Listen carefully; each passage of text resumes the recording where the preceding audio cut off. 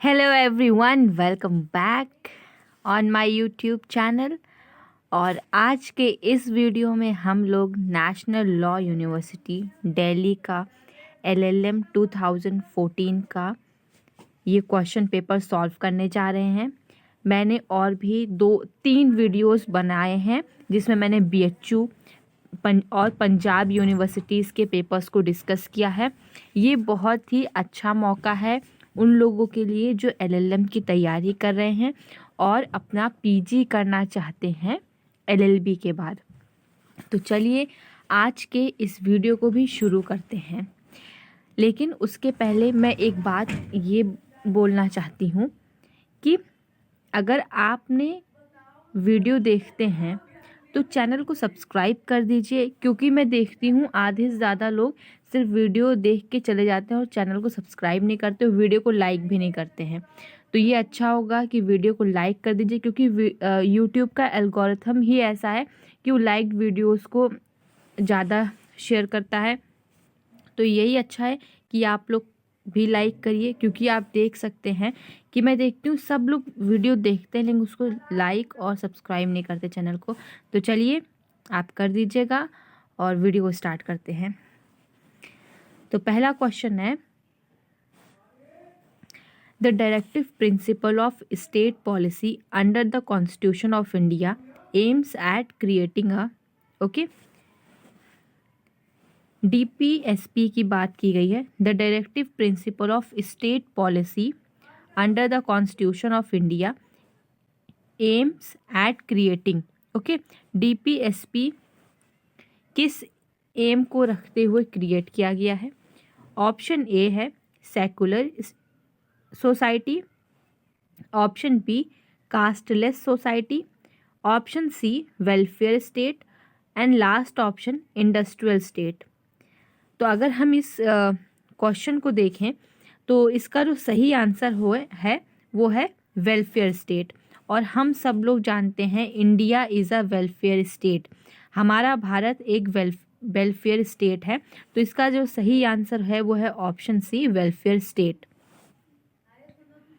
Next move to the next question. Question number 2, in India the governor of the state retires at the age option A 60, option B 62, option C 65 and the last option there is no retirement age। इसका सही answer होगा option D, there is no retirement age. So option D is the correct answer. President और governor का कोई भी retirement age नहीं है। इस क्वेश्चन को थोड़ा सा ट्विस्ट करके भी पूछ सकते हैं, या ट्विस्ट नहीं हो सकता है ऐसा भी पूछ सकते हैं कि गवर्नर की जगह पूछ लें प्रेसिडेंट। तो अगर प्रेसिडेंट भी पूछ लेते हैं गवर्नर की जगह तो भी आंसर ऑप्शन डी होगा। प्रेसिडेंट और गवर्नर के लिए कोई भी रिटायरमेंट एज नहीं है। Question number 3, which one of the following schedule of the Constitution of India takes away the judicial review of the court?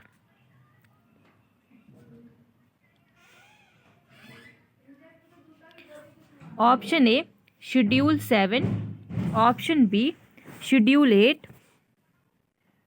option C Schedule 9 and the last option is Schedule 10। Judicial review पूछा गया है। Judicial review किस schedule में है? तो इसका जो सही आंसर होगा वो है शेड्यूल 9 में। ऐसे क्वेश्चंस को सिर्फ रटना ही है, किस शेड्यूल में है, कौन से आर्टिकल्स हैं।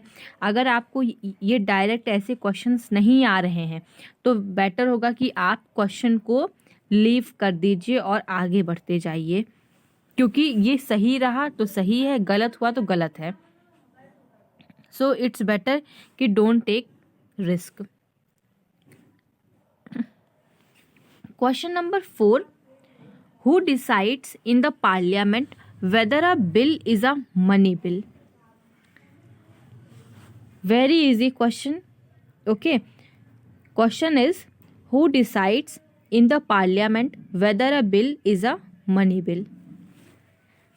Option A, Speaker of the Lok Sabha. Option B, Chairman of the Rajya Sabha. Option C, President. And the last option, option D, is Ministers for Parliamentary Affairs. इसका मैं आंसर नहीं बताऊंगी क्योंकि मैं ये उम्मीद करके चल रही हूँ और ये बहुत ही इजी क्वेश्चन है कि इसका आंसर सबको पता है। अगर आपने मेरे पिछले वीडियोस को देखा है, आप मेरे चैनल को फॉलो करते हैं, तो आपको इसका आंसर पता है। तो इसका आंसर क्या है कमेंट बॉक्स में लिख के ज़रूर बताइएगा। Question number 5, the constitution of India describes India as option A, a federation. Option B, a quasi-federation. Option C, a cooperative federation. And the last option, D, is Union of States. इसका जो सही answer है वो है union of states. हमारा संविधान भारत को union of states describe करता है। क्वेश्चन नंबर 6 की तरफ बढ़ते हैं और हमने अभी तक 5 क्वेश्चंस किए हैं और आप देख सकते हैं कि क्वेश्चन बहुत हाई फाई नहीं है, बहुत सिंपल क्वेश्चंस है। अगर आपके पास बेसिक्स नॉलेज है, स्ट्रॉन्ग है आपका बेस, तो आप क्वेश्चंस को बहुत आराम से कर सकते हैं। अभी के जो स्टार्टिंग के 5 क्वेश्चंस हैं उसके बेसिस पे मैं ये चीज़ बोल रही हूँ। चलिए क्वेश्चन नंबर 6 को देखते हैं। अगर आपको अच्छा लग रहा है वीडियो, आपको यूज़फुल लग रहा है, तो वीडियो को लाइक कर दीजिए और तुरंत ही लाइक करिए। नहीं तो ऐसा होता है कि आप देख के चले जाएंगे और वीडियो को लाइक नहीं करेंगे। तो पहले अभी ही वीडियो को लाइक कर दीजिए और ये सबके साथ शेयर कर दीजिए। जो लोग भी LLB लास्ट ईयर में हैं या फिर LLM की तैयारी कर रहे हैं तो उनके साथ शेयर ज़रूर कर दीजिए। Question number 6, under the constitution of India the entire executive power of the union is vested in the. Read this question very carefully. Under the constitution of India the entire executive power of the union. Okay, here question पूछा है executive power union का, ना कि state का। Okay, option A, president of India. So yes, option A is the president of India. Option B, prime minister of India. Option C, union councils of ministers. Option D, parliament of India. इसका जो सही answer है वो है president of India. Executive power union level की वो president के पास होती है और स्टेट लेवल की पावर्स गवर्नर्स के पास। तो option A is the correct answer.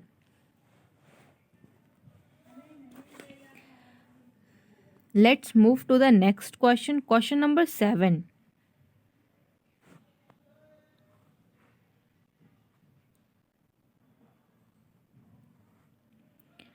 The person who administered the oath of office of the new president in India. Okay, the president who administered the oath of office of the new president in India. Okay, this is the question. Option A, the prime minister. Option B, the speaker of the Lok Sabha. Option C, the chief justice of India. And the last option, option D, the attorney general of India. ये तो question है और पूछा गया है कि जो नया प्रेसिडेंट इलेक्ट होता है तो जो उनके ओथ को कौन लेता है, उनको ओथ कौन दिलाता है, ये क्वेश्चन है। ओके, तो ये बात हम सब लोग जानते हैं कि ओथ प्रेसिडेंट की प्राइम मिनिस्टर तो नहीं लेते हैं। ओके, तो ऑप्शन ए तो होगा नहीं। बी जो है वो स्पीकर ऑफ द लोकसभा, ये भी नहीं लेते हैं। अब दो ही ऑप्शन बचा है, attorney general of India and the chief justice of India. तो इसका जो सही आंसर है वो चीफ जस्टिस ऑफ इंडिया है। प्रेसिडेंट का चीफ जस्टिस ऑफ इंडिया कराते हैं, और गवर्नर का कौन करवाता है, इसको बताइएगा आप लोग। आप लोग जब भी ऐसे तैयार करते हैं, जैसे कि प्रेसिडेंट की चीज़ें पढ़ते हैं, तो फिर गवर्नर की भी पढ़िए, ठीक है। जैसे कि प्रेसिडेंट का पढ़ा तो वाइस प्रेसिडेंट को पढ़िए, फिर उसके बाद क्योंकि गवर्नर को पढ़िए। अब वाइस गवर्नर तो कोई होता नहीं, तो सीधा इमरजेंसी पे जाइए। तो आप ऐसी चीज़ों को पढ़ेंगे ना, तो वो एक तरह से पूरा एक पता चलेगा कि प्रेसिडेंट तो हमारे यूनियन लेवल पे होते हैं, सेंट्रल लेवल पे, लेकिन गवर्नर तो स्टेट लेवल का होता है। तो दोनों में क्या सिमिलैरिटीज़ हैं और क्या डिफरेंस है, ये बहुत आराम से आपको पता चल जाएगा। Okay, move to the next question. Question number 8। The 3 type of justice referred to in the preamble of the constitution are. 3 तरह की जस्टिस की बात हो रही है। ओके, अगर जिसको प्रियम्बल याद है पूरी तरह से, और आप लोग LLB कर चुके हैं, तो आप लोग को पूरा प्रियम्बल एकदम आपकी टिप पर रटा होना चाहिए। प्रियम्बल बहुत ज़रूरी होता है, तो प्रियम्बल अगर आप रट लिए हैं तो ये क्वेश्चन तो आपके लिए ही है एकदम। तो चलिए, option A economic, political and social. Option B economic, social and religious. Option C economic, religious and political. Option C political, social and religious. इसका जो सही आंसर है वो होगा, प्रियम्बल में 3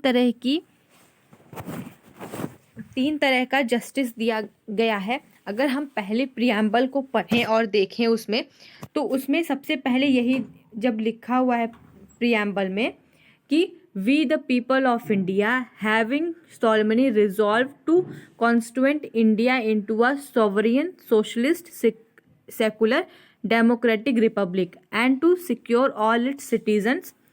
पहला ही आता है जस्टिस। जस्टिस होता है social, economical and political. So option A में हमें ये तीनों चीज़ मिल रही है, इकोनॉमिक, पॉलिटिकल एंड सोशल। तो option A is the correct answer.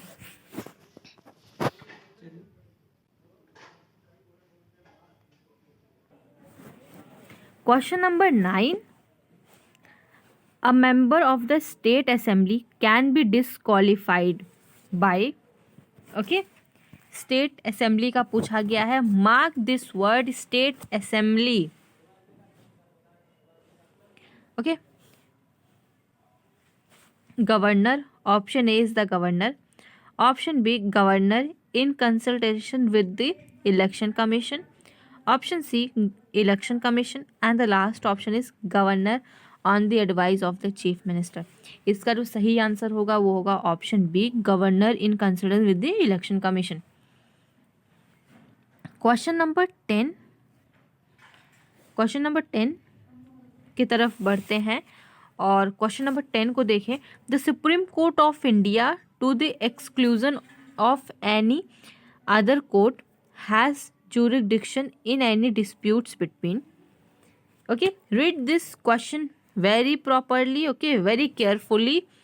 and the Supreme Court of India to the exclusion of any other court has jurisdiction in any dispute between option A the government of India and one or more states। okay, option B the government of India and a citizen। option C the government of India and any foreign government।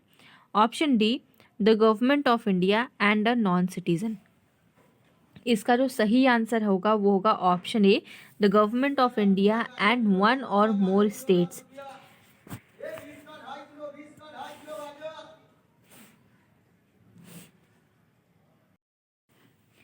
Question number 11, who can seek the advisory opinion of the Supreme Court of India? Option A, the Prime Minister.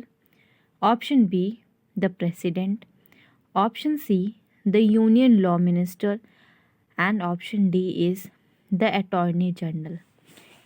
The correct answer of this question is option B, the President can seek the advisory opinion of the Supreme Court. So option B is the correct answer. Question number 12, which of the following statement with respect to the public interest litigation is correct? PIL के regarding ये question है और इस question में पूछा गया है कि विच of the following statement is correct. Okay, mark the word correct. Okay, क्योंकि अगर हम जो ऐसे क्वेश्चंस पूछे जाते हैं जिसमें बोलता है कि विच of the following statement is correct और इनकरेक्ट, तो सबसे पहले उस वर्ड को हाईलाइट कर लीजिए क्योंकि वो बहुत ही हेल्पफुल रहता है हमें क्वेश्चंस को सॉल्व करने के लिए। सो ऑप्शन ए है, only an aggrieved party can approach the court of law to seek redressal of grievances. Option B, one can seek this legal remedy before Supreme Court of India only. Option C, remedy can be sought by a person only against government action. And option C, any public spirited person can seek this remedy. तो इसका जो सही answer है वो है option D कि PIL कोई भी इंडिया का जो भी सिटीज़न है वो सीक कर सकता है PIL। तो option D is the correct answer, any public spirited person can seek this remedy. Question number 13, the parliamentary committee which scrutinize the appropriation account of the government of India and the report of the comptroller and auditor general is CAG की reports. Okay, option A, estimated committee.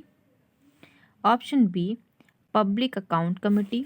Option C, general purpose committee. Option D, joint committee on office of profit. Option B is the correct answer, public account committee. Let's move to next question. Question number 14, which of the following constitutional amendment led to the constitution of administrative tribunal in India? Okay, अगर आपको कोई भी question एक बार पढ़ने में समझ में नहीं आ रहा तो उसको अगर आप दोबारा भी पढ़ें और 2-3 टाइम्स पढ़ लें तो आपको क्वेश्चन बहुत सही तरह से समझ में आ जाता है। ऑप्शन ए है 42nd amendment, option B 25th amendment, option C 27th amendment.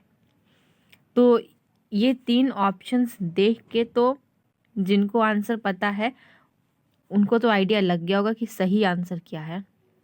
तो हमें चौथा जो है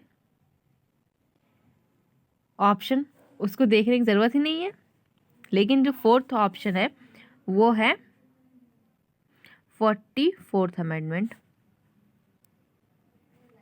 ओके, इसका जो सही आंसर है वो है 42nd amendment.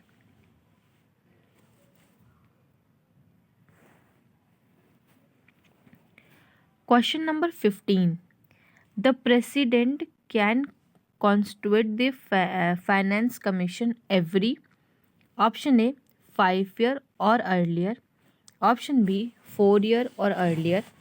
Option C 7 year or earlier. Option D 3 year or earlier. इसका जो सही आंसर है वो है ऑप्शन ए 5 year और earlier. Question number 16. Amendment to the Constitution of India may be introduced in. ये अमेंडमेंट के रिगार्डिंग क्वेश्चन है कि अगर अमेंडमेंट हो रहा है भारत के संविधान में तो वो कहाँ पे इंट्रोड्यूस्ड होगा. ऑप्शन ए है Lok Sabha and legislative assemblies of states only. Option B Lok Sabha, Rajya Sabha and legislative states only and legislative assemblies of states only. Option C Lok Sabha and Rajya Sabha only and last option Lok Sabha only. ये क्वेश्चन आता होगा या फिर मतलब हो सकता है कंफ्यूज्ड हो जाएं आप लोग ऑप्शंस को देख के. तो ऑप्शंस को देख के मत कंफ्यूज्ड होइए. आपका जो इंट्यूशन कहता है, एक होता है ना कि हम पहले क्वेश्चंस को पढ़ते हैं और फिर ऑप्शंस को पढ़ते हैं, तो एक जो फर्स्ट ऑप्शन दिमाग में आता है उसके साथ जाइए. अपने इंट्यूशन पे भरोसा रखते हुए उस चीज़ पे टिक करिए, उस ऑप्शन पे टिक करिए. Option C is the correct answer. जब भी कोई हम कॉन्स्टिट्यूशन में अमेंडमेंट हो रहा होगा तो वो लोकसभा और राज्यसभा में इंट्रोड्यूस्ड होगा.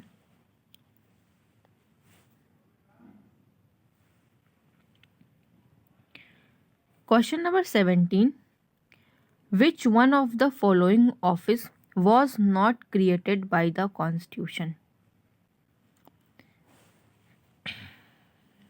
Option A, the Comptroller and Auditor General of India. Option B, the Election Commission. Option C, the Planning Commission. Option D, the Union Public Service Commission, UPSC. Okay. इसमें से ये क्वेश्चन पूछ रहा है कि इसमें से कौन सा जो चारों ऑप्शंस हैं कौन सा कॉन्स्टिट्यूशनल बॉडी नहीं है. Okay, this is the question. तो अगर हम इस क्वेश्चन को देखें और यूपीएससी एक ये है कॉन्स्टिट्यूशनल बॉडी है, कॉन्स्टिट्यूशन के द्वारा क्रिएटेड है. Comptroller and Auditor General of India, this is also, and Election Commission is also the correct. Okay, तो ये तीनों जो है ये कॉन्स्टिट्यूशन के द्वारा इसको क्रिएट किया गया, ये कॉन्स्टिट्यूशनल बॉडी है. सिर्फ और सिर्फ एक बचता है इसमें option C, the planning commission. Planning commission इसका सही आंसर होगा. जब भी आपको ऐसे क्वेश्चंस आते हैं आप अगर इसमें थोड़ा सा भी लॉजिक के साथ अगर आप करेंगे तो आप क्वेश्चंस को कर ले जाएंगे.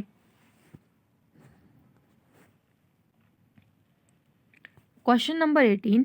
The president of India enjoys the right to return. Okay, right to return with respect to. ये प्रेसिडेंट के रिगार्डिंग क्वेश्चन है. ऑप्शन ए है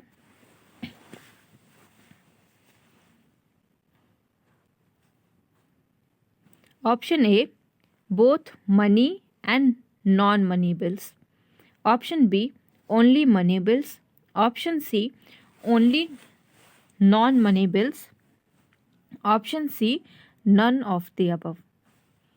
राइट टू रिटर्न ये जो यहाँ पे ये है कि प्रेसिडेंट ऑफ इंडिया जो प्रेसिडेंट हैं उनके पास जो नॉन मनी बिल, ठीक है, जो बिल्स होते हैं उनको वो रिटर्न कर सकते हैं. कि होता है कि प्रेसिडेंट रिटर्न कर देता है कि आप इस पर फिर से एक बार विचार करिए, एक बार फिर से कंसल्ट करिए. और रिटर्न करने का सिर्फ नॉन मनी बिल में होता है, मनी बिल को रिटर्न नहीं कर सकते हैं. So option C is the correct answer.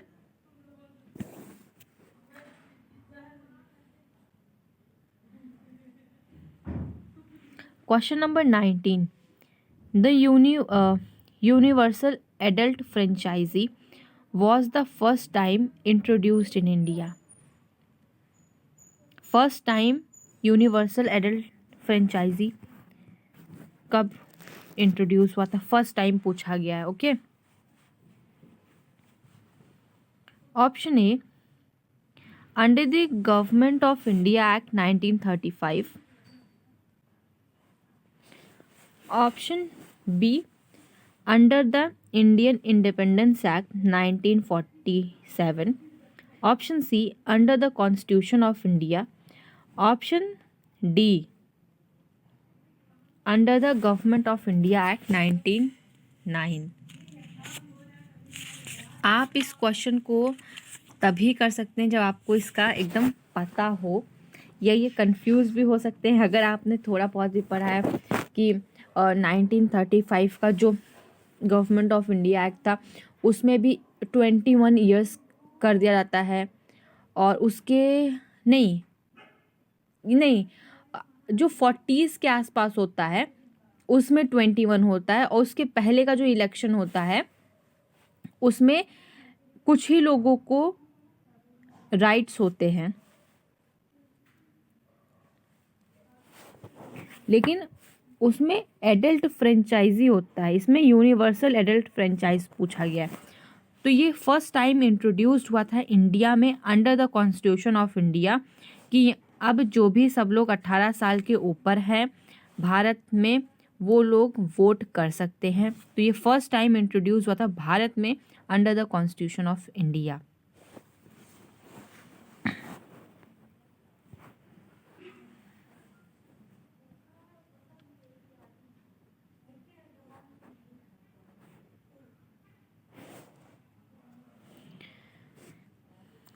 Question number 20. Under the Government of India Act 1935, the total number of ministers, including the Prime Minister, in the Council of Ministers shall not exceed. Option A, 15 of the total number of members of the House of People. Option B, 10% of the total number of members of the House of People. Option C, 20 of the total number of members of the House of People. Option D, 12 of the total number of members of the House of People. ऐसे questions अगर आपको आते हैं, आपको पता है कि कितने मेंबर्स होने चाहिए काउंसिल्स ऑफ मिनिस्टर्स में, ये सब चीज़ें, तो आप इन क्वेश्चंस को करिए। और अगर आपको नहीं आ रहा तो आप सिंपल सा छोड़ दीजिए, क्योंकि ये अगर क्वेश्चन सही हुआ तो सही रहा, गलत हुआ गलत हुआ। इसमें 50-50% का कुछ नहीं है। ऐसा होता ना कभी कभी कि ये नहीं हो सकता, ये तो हो सकता है, ये हो सकता है, तो उसमें तो फिर भी होता है कि जो 33% 50% कुछ चांसेस होते हैं सही होने के, पर इसमें अगर आपको पता है तो ही आपको पता है। तो इसका जो सही आंसर है वो है ऑप्शन बी, 10% होना चाहिए।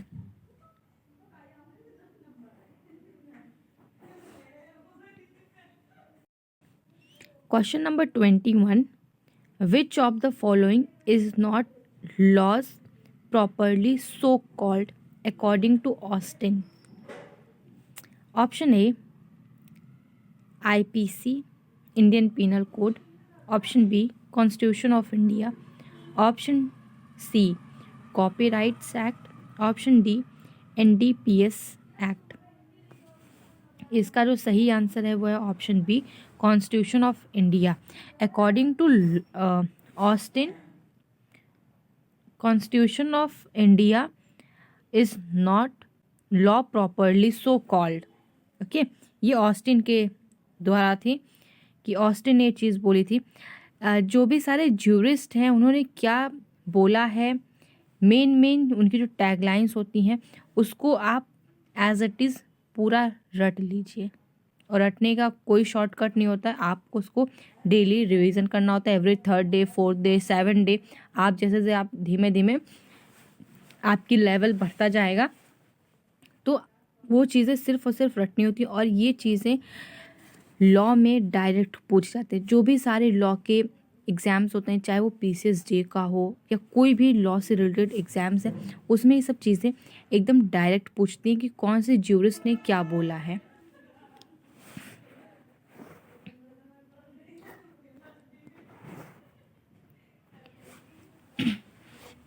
Question number 22, the Hart Fuller debates discussed option A validity of Nazi laws, option B morality of Hiroshima Nagasaki bombing, option C morality of Holocaust, option D law making in a federation.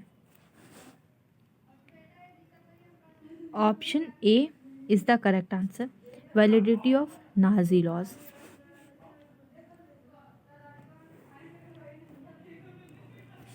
Question number 23, 2014 में जो हम ये question paper करें 2014 का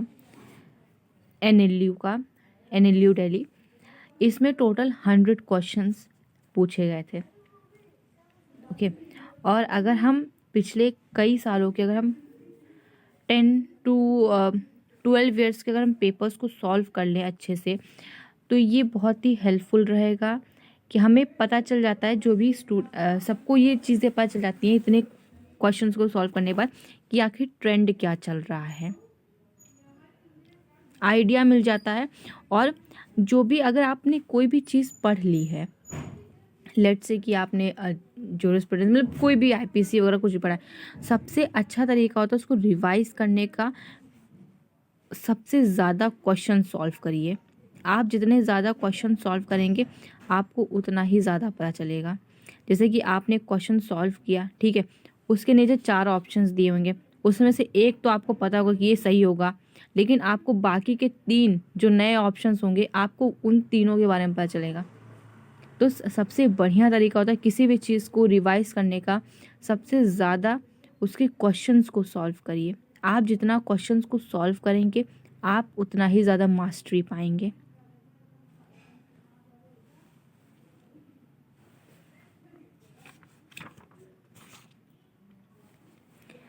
अब चलिए हम question number 23 को करते हैं। क्वेश्चन नंबर 23 है, the positivity school postulates that option A law and morality are synonyms, option B law and morality are necessarily interconnected,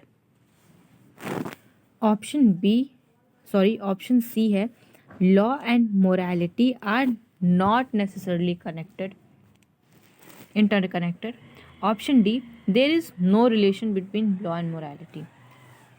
इसका जो सही आंसर है वो है option C, law and morality are not necessarily interconnected. Question number 23, according to natural law theory is, मैंने पिछले video में ये बोला था कि मैं जो भी सारे स्कूल्स हैं, natural school, historical school, analytical school, जो भी सारे स्कूल्स हैं, मैं उसमें बता दूंगी कौन कौन से ज्यूरिस्ट किस स्कूल में आते हैं, मैं वीडियो बनाऊंगी। तो ये चीज़ मैंने प्रॉमिस की थी और मैंने अभी किया नहीं है, तो अगर आप चाहते हैं तो आप ज़रूर कमेंट बॉक्स में लिख के बताइएगा। क्वेश्चन नंबर 24 है, according to natural law school, option A an unjust law is not law, option B an unjust law is not good law, option C an unjust law should not be obeyed, option C an unjust law is law, sorry। Option A इसका सही answer है। Question number 25, which of the following school is most anti consequentialist, option A exclusive positivism, option B inclusive positivism, option C critical legal theory and option D natural law.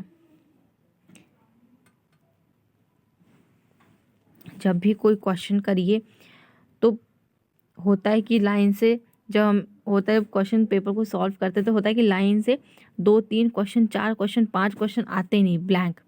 तो उससे frustration आता है कि यार आ ही नहीं रहा है, प्रेशर बिल्ड हो रहा है। तो बस आराम से काम रखिए और क्वेश्चन को सॉल्व करिए। इसका जो सही आंसर है वो है option D, natural law.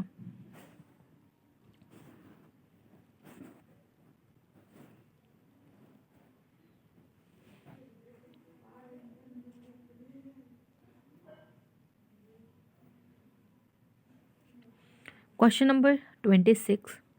Ground norms is a concept related to option A, Carl Saveney, option B, Robert Unger, option C, Hans Kelsen, option D, Joseph Razi.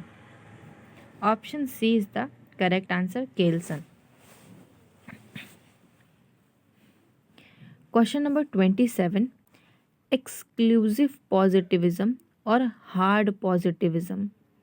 Okay, exclusive and hard asserts that option A, the right of adjudication or indeterminate. Option B, secondary rules are legislative. Option C, rule of adjudication has a minimum content of morality. Option D, rule of recognition has no element of morality. So option D is the correct answer. Rule of recognition has no element of morality.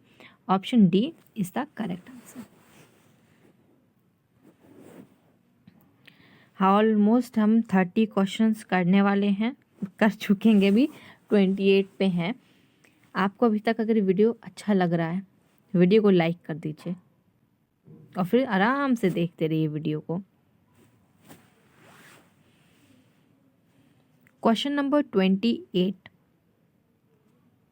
Which of these is a positivist critique of natural law theory?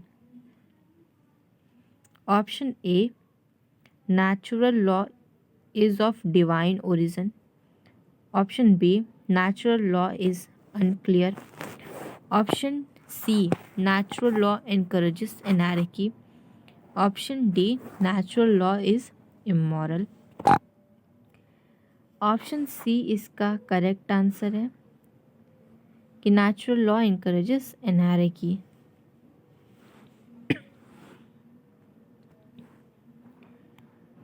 Question number 29.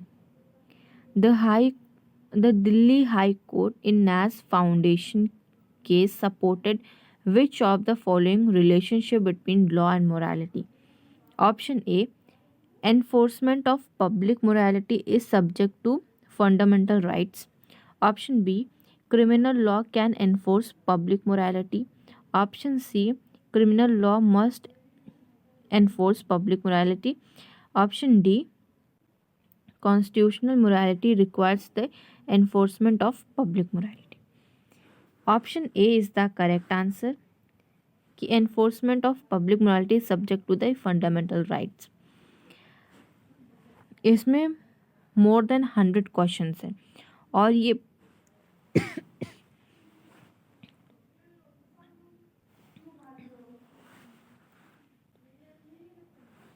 और LLM को target करते हुए हम ये एक series चला रहे हैं जिसमें हम प्रीवियस ईयर डिफरेंट यूनिवर्सिटीज़ के क्वेश्चन पेपर्स को डिस्कस कर रहे हैं। जो भी सारे प्रीवियस ईयर्स में पूछे गए हैं उन सारे क्वेश्चंस को सॉल्व करेंगे। तो ये थोड़ा मेरे लिए मुश्किल है कि मैं सारे क्वेश्चंस को के जो भी सारे ऑप्शंस हैं उनको एक एक मैं एक्सप्लेन कर पाऊँ, क्योंकि ये बहुत ही डिफ़िकल्ट होता है। क्योंकि अगर ये करने लगेंगे तो फिर पूरी सीरीज़ ख़त्म नहीं हो पाएगी और इसमें बहुत ढेर सारे क्वेश्चन पेपर्स को मैंने अभी बनाया हुआ है जो भी मतलब प्रीवियस ईयर रहे हैं। तो मैं सबके आंसर्स को बताते हुए चलूँगी ताकि उससे जल्दी हो जाएगा और साथ ही साथ ये भी होगा कि जितना ज़्यादा क्वेश्चन सॉल्व करेंगे उतना ही ज़्यादा अच्छा होता है, उतना हमें पता चलता है कि कितनी वैरायटी ऑफ क्वेश्चंस हैं। तो अगर आपको किसी भी क्वेश्चन में कोई भी प्रॉब्लम है, डाउट है, तो आप लोग ज़रूर बताइएगा, कमेंट बॉक्स में लिख के बताइएगा। मैं सबके कमेंट्स को रिप्लाई करूँगी, और अगर हो पाएगा मुझे तो मैं एक लाइव डाउट सेशन भी लूँगी। चलिए क्वेश्चन नंबर 30 की तरफ बढ़ते हैं। Which of the following is a compilation of John Austin's lecture? Option A, Prerogative of State Explained. Option B, Province of Jurisprudence Determined. Option C, Prudence of Jurisprudence. Providence of Jurisprudence. Option C, Preservate of Law. Option B is the correct answer. Province of Jurisprudence Determined. Option B is the correct answer. Question number 31. Which of the following is not a source of law? Okay. Option A, custom. Option B, legislation. Option C, obiter dicta. And option D, foreign statute.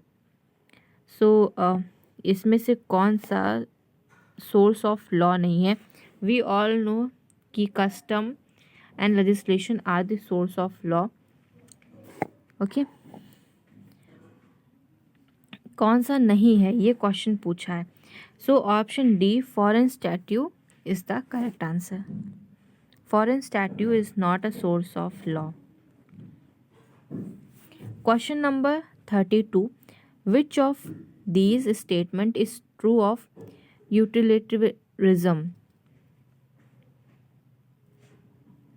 Option A, the principle of utility is a criteria of morality. Option B, there is a divide between public and private dominion. Option C, state can regulate only aggressive wrongs. And the last is only minimum state is moral. Option A इसका सही answer होगा। Okay, the principle of utility is the criteria of morality. ये जो private और public domains हैं ये नहीं होगा इसका आंसर। तो option A is the correct answer. Question number 23. Oliver Wendell Holmes' famous bad man theory of law is accepted as valid by option A, critical legal theory. Option B, critical race theory. Option C, American legal realism. And option D, Scandinavian realism. Option C is the correct answer. Okay, American legal realism. Which of the question number 34 is which of the following is not one of the Fuller's desirable? Option A, minimal retrospective. Option B, generality. Option C, specificity. And the last is understandability. So option C is the correct answer. Question number 35. Which of the following is asserted by positivism? Option A, law should be obeyed because it is enacted by the sovereign. Option B, law enacted by a sovereign is always moral. Option C, law enacted by a sovereign is always immoral. And last option, obligation to obey law is a separate moral inquiry unrelated to validity of law. So option D, obligation to obey law is a separate legal inquiry unrelated to validity of law is the correct answer.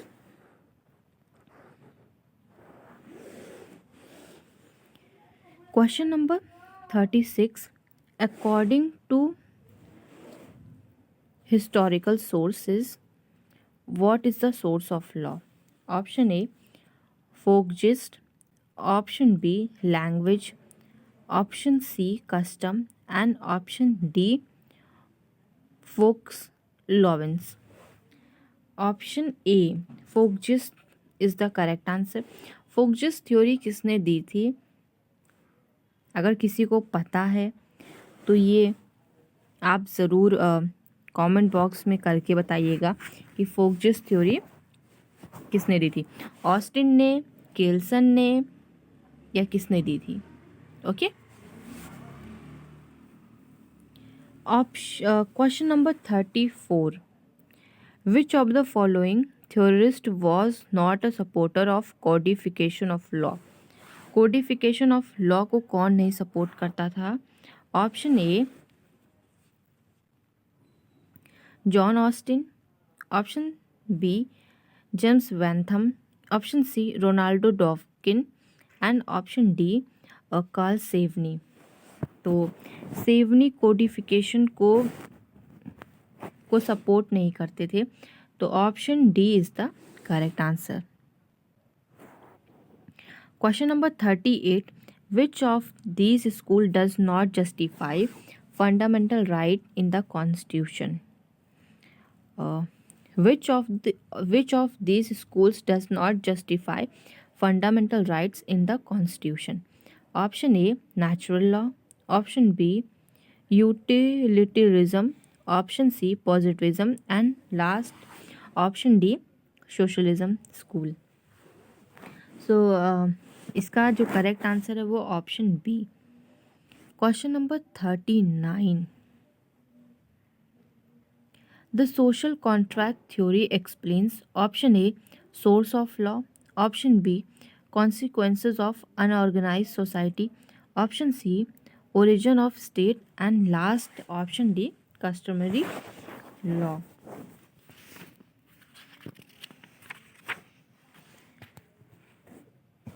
Option C इसका correct answer होगा, origin of state.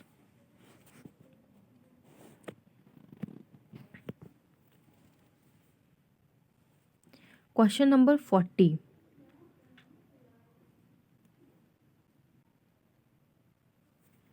Which of the following statement is not true of legal personality? Option A, a legal person is capable of holding rights and duties. Option B, a corporate is a legal person. Option C, a temple deity can be a legal person. And option D, a fostum cannot be a legal person. So option D इसका सही answer है. Okay क्योंकि इसमें पूछा गया है कि इसमें से कौन सा is not a true of legal personality, इसमें से कौन सा नहीं है.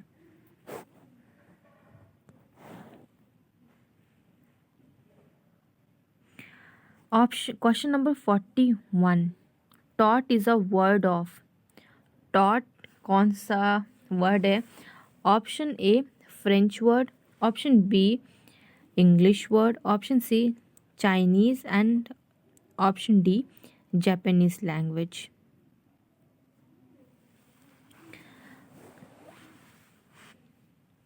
तो टॉट कौन सी लैंग्वेज, मतलब कौन सी लैंग्वेज का ये वर्ड है? और टॉट का मतलब होता है समथिंग ट्विस्टेड. और ये एक फ्रेंच वर्ड है. Option A is the correct answer, French language.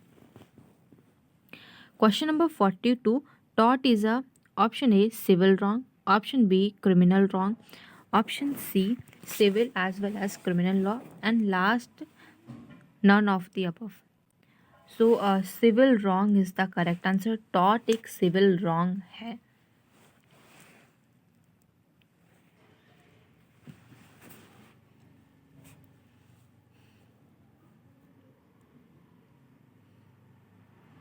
Question number 43. Damages suffered due to tortism act is reduced by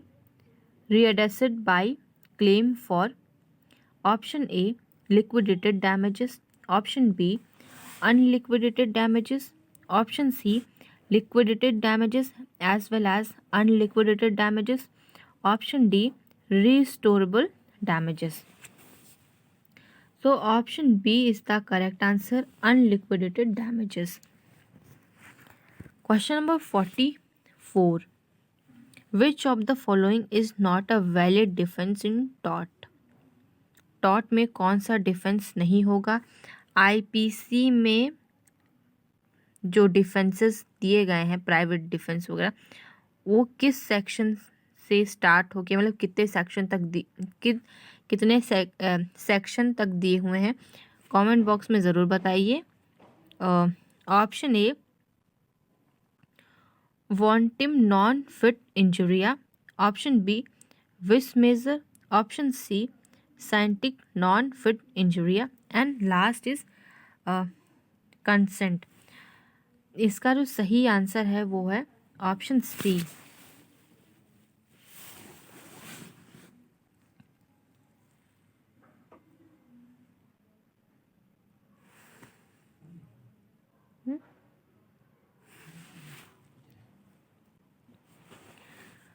Question number 45. The principle of jus in redima was recognized in. ये जो भी भाषा में legal मैगजीम दिया हुआ है, ये किस केस में रिकॉग्नाइज्ड हुआ था? ओके, ये सारे लीगल मैगजीम्स क्वेश्चंस पूछे जाते हैं.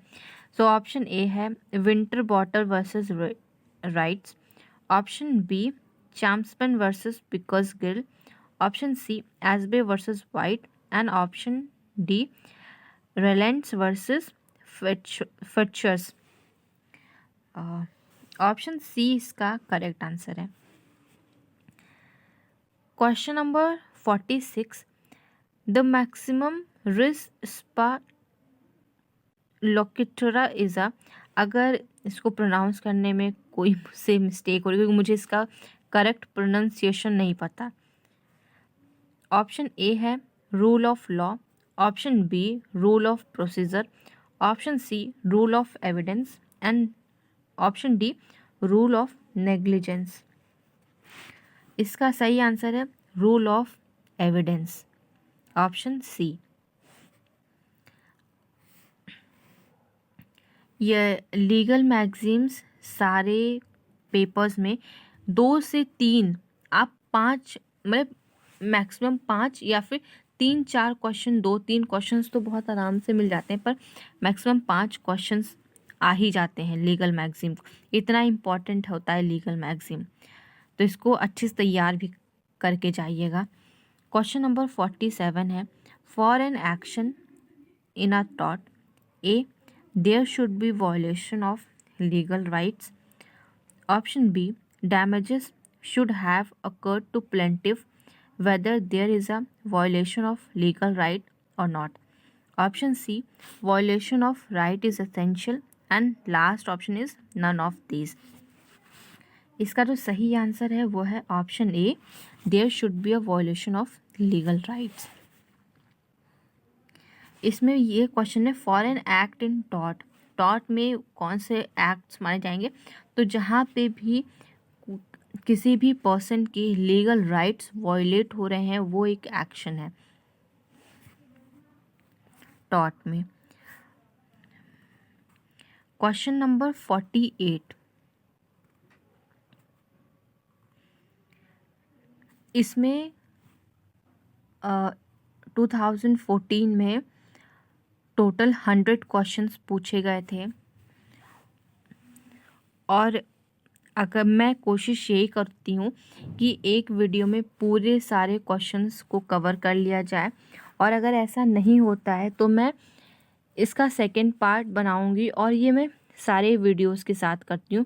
मेरी कोशिश यही रहती है कि जो 1 घंटे का वीडियो बन रहा है उसमें मैक्सिमम जितने मतलब क्वेश्चंस पूछे गए हैं एक पेपर में 100 या फिर 150 क्वेश्चंस, जितने भी क्वेश्चंस हैं वो पूरे क्वेश्चंस कवर हो जाए।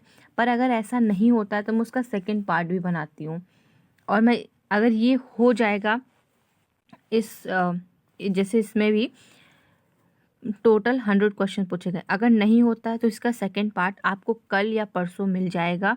और मैं बहुत बच्चे कमेंट करके भी पूछते हैं कि इसकी पूरी मतलब इसके आगे या पीछे का वीडियो का लिंक मांगते हैं, तो मैं इसकी एक प्लेलिस्ट बना दी हूँ, आप लोग जाके आराम से देख सकते हैं प्लेलिस्ट सेक्शन में। क्वेश्चन नंबर 48 है, mental condition of wrong doers at a time of wrong doing is option A relevant in all थॉट, option B relevant to tort based on faults, option C relevant in torts based on strict liability, and option D not relevant in tortism liability. So इसका जो correct answer है वो है option B relevant to torts based on faults.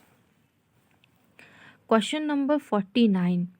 The rule of no fault liability signifies option A rule of strict liability, option B rule of vicarious liability, option C rule of singular liability, option D rule of legal liability. Question है the rule of no fault liability signifies. So जो no fault of liability है वो ये signifies करता है rule of strict liability को। सो option A is the correct answer, rule of strict liability.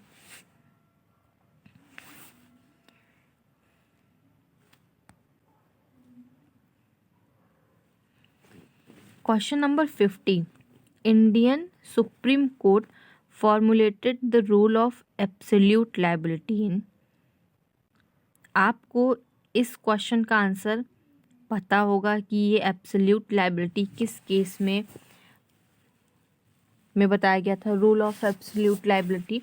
अगर आपने मेरे पिछले वीडियोस को देखा है, ये बीएचयू में भी बीएचयू आई थिंक 2016 में एक क्वेश्चन आया था रूल ऑफ एब्सोल्यूट लाइबिलिटी, और ये मैंने वीडियो भी बना रखा है।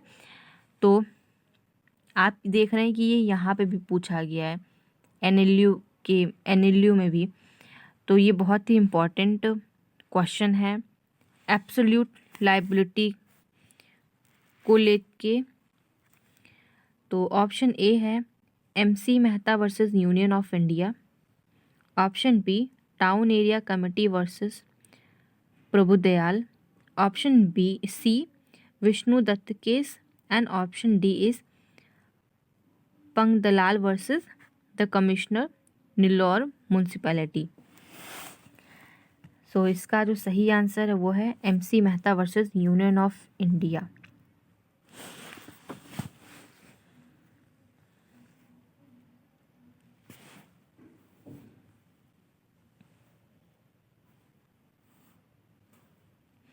Question number 51. Act of God is a valid defense to the right to the rule of strict liability that signifies. The act of God is a valid defense. Okay, mark this. ये अगर हम जो भी question ऐसे पूछा जाता है अगर उसमें हम हाईलाइट कर लेते हैं कि क्या पूछ रहा है क्वेश्चन, तो इससे बहुत इजी पड़ता है क्वेश्चन को सॉल्व करने के लिए। ऑप्शन ए है an act of supernatural power, option B an act of religious person, option C an act of religious institution, option D an act of the state. So the correct answer of this question is an act of supernatural powers. अगर आपको ये नहीं पता है तो आप अगर अपना कॉमन सेंस भी यूज़ कर रहे हैं तो भी आप इस क्वेश्चन को बहुत आराम से कर सकते हैं। जैसे कि एन एक्ट ऑफ गॉड, हम गॉड को नेचुरल चीज़ों से ऐड करते हैं या फिर सुपर नेचुरल।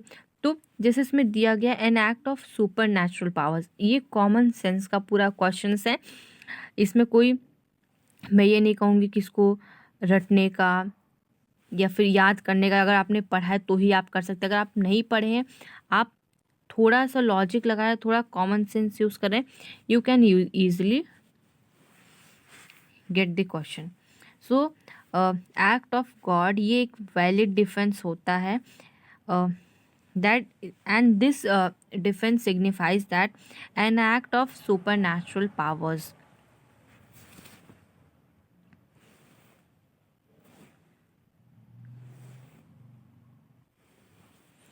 Question number 52.